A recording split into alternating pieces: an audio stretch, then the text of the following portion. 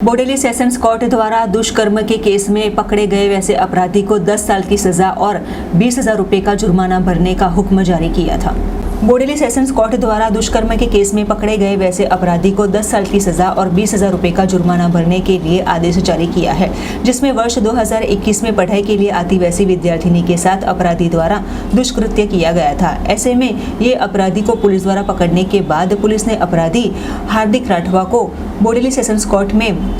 हाजिर करते हुए कोर्ट द्वारा अपराधी के खिलाफ 10 साल की सजा और 20,000 रुपये का दंड भरने के लिए आदेश जारी किया है। तारीख 12/10/21 रोज जेतपुर पावी तालुकानी भोग बंधार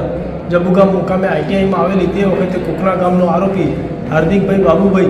तेनीने बळजबरीपूर्वक खेतरमां लई जई तेनी साथे दुष्कृत्य करेલું તે વખતે તેની બેનપણી હાજર હોય તેને તેની મમ્મીને ફોન કરતા તેની માં ઘટના સ્થળે આવી ગયેલી તેને જોઈને આરોપી ત્યાંથી ભાગી ગયેલો, જે બાબતની ફરિયાદ ભોગ બનનારે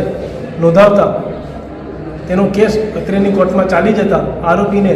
10 વર્ષની સખત કેદની સજા તેમજ 20,000નો દંડ અને ગુજરાત વિક્ટિમ કમ્પન્સેશન એક્ટ હેઠળ 4 લાખ રૂપિયાનો દંડ જે ભોગ બનનારને ચૂકવવાનો અત્રેની કોર્ટે હુકમ કરેલો છે।